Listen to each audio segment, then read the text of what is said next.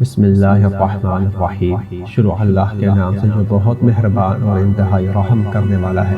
امام زین العابدین علیہ السلام فرماتے ہیں کہ اصحاب سبت ایک ایسا گروہ تھا جو سمندر کے کنارے آباد تھے اور ان کا پیشہ ماہی گیری تھا۔ خداوند عالم نے ان کو ہفتہ کے دن مچھلیاں پکڑنے سے منع فرمایا تھا اور انہیں انبیاء علیہ السلام کے ذریعے بتایا کہ یہ دن تمہارے لیے عبادت اور مچھلیوں کے لیے امان کا دن ہے۔ پھر اللہ تعالی نے اس قوم کا امتحان لیا۔ ہفتہ کے دن مچھلیاں سطح پر آ جاتی تھیں اور باقی دنوں میں بڑی مشکل سے قابو میں آتی تھیں۔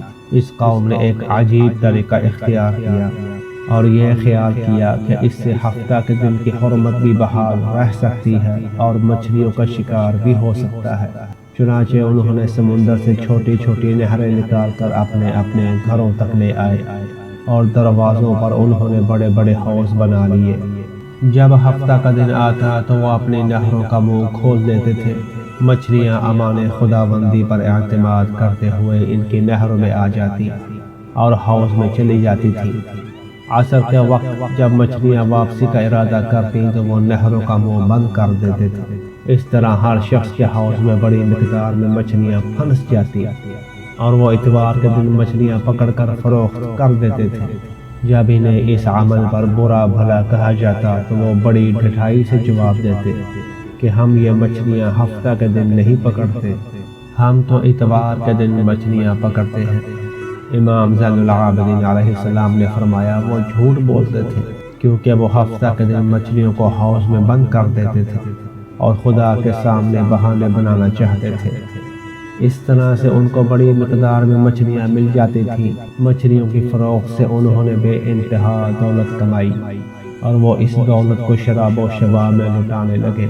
اس شہر میں 80,000 افراد رہائش پذیر تھے۔ ان میں 70,000 افراد اس طریقے پر خوش تھے اور 10,000 افراد کو یہ طریقہ پسند نہ تھا۔ وہ انہیں ایسا کرنے سے منع کرتے تھے لیکن ان لوگوں پر کسی کی نصیحت کارگر نہ ہوئی اور وہ اپنی ضد پر قائم رہے۔ جب نصیحت کرنے والے افراد نے اس قوم کا یہ اجتماعی رویہ دیکھا تو انہوں نے وہ شہر ہی چھوڑ دیا اور دوسرے شہر میں جا کر آباد ہو گئے۔ اللہ تعالی نے ان لوگوں کو چند دن مہلت دی تاکہ وہ اپنی اصلاح کر لیں، لیکن انہوں نے اپنے روش کو قائم رکھا۔ آخرکار ایک رات اس قوم پر اللہ کا عذاب نازل ہوا اور اس قوم کے تمام افراد بندروں کی صورت میں مسخ ہو گئے۔ صبح کے وقت جب شہر کا دروازہ نہ کھلا تو قریب کے لوگوں کو تشویش لاحق ہوئی۔ لوگ شہر کے دروازہ پر آئے اور بڑی دیر تک دستک دیتے رہے لیکن دروازہ نہ کھلا۔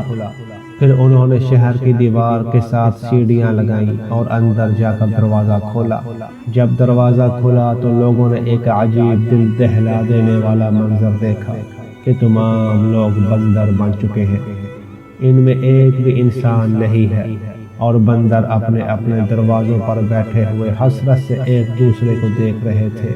لوگ دروازوں پر بیٹھے ہوئے بندروں سے کہتے کہ کیا تم فلاں بن فلاں ہو؟ 3 دن تک یہ بدکار قوم بندروں کی صورت میں زندہ رہی۔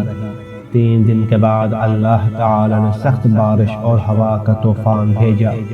اس طوفان نے انہیں سمندر میں غرق کر دیا اور یوں یہ بدکار قوم اس صفحۂ ہستی سے مٹ گئی۔